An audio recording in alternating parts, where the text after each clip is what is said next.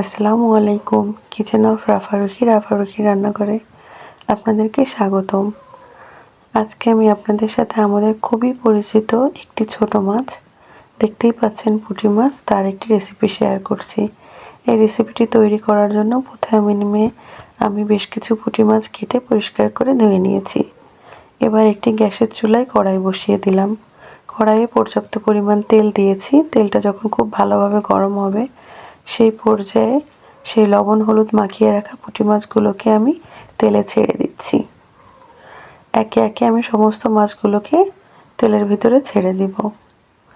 এই পুঁটি মাছ রান্না করলে বেশি কাটা কাটা হয়ে যায়, আর পুঁটি মাছে অনেক বেশি কাটা থাকে, তাই অনেকে খেতে পারেন না।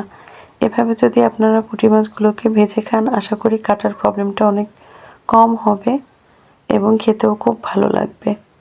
পুঁটি মাছগুলোকে এখানে আমি বেশ কিছুটা তেল দিয়ে ভেজে নিচ্ছি এবং আঁচটা রেখেছি মিডিয়াম টু লোয়ের মাঝে।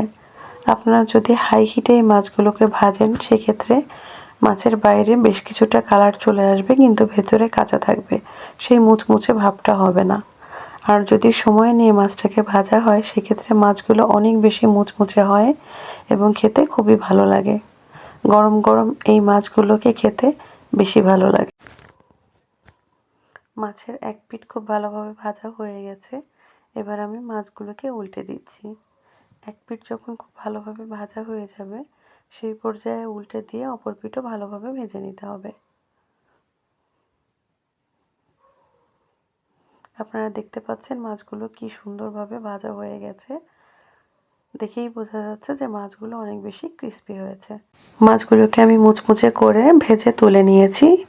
এবার ওই একই পাত্রে আমি আগে থেকেই কুচিয়ে রাখা বেশ কিছুটা পেঁয়াজ এবং কাঁচামরিচ দিয়ে ভেজে নিচ্ছি। মাছ ভাজির সাথে পেঁয়াজ ভাজি এবং কাঁচামরিচ ভাজি খেতে অনেক ভালো লাগে।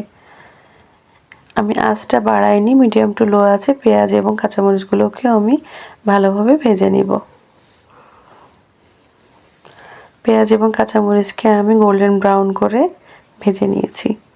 এবার আমি পুঁটি মাছের সাথে পেঁয়াজ কাঁচামরিচগুলোকে মিশিয়ে দিয়েছি। এই তো আমার মাছ ভাজি হয়ে গেছে। এভাবে মাছ ভাজি করে খেলে অনেক বেশি ভালো লাগে এবং গরম ভাতে তো কথাই নেই, গরম গরম মাছ ভাজি অনেক মজার। আমার এই রেসিপি যদি আপনাদের ভালো লেগে থাকে প্লিজ আমার চ্যানেলটিকে সাবস্ক্রাইব করে দেবেন, লাইক কমেন্ট শেয়ার করে পাশে থাকবেন। আসসালামু আলাইকুম।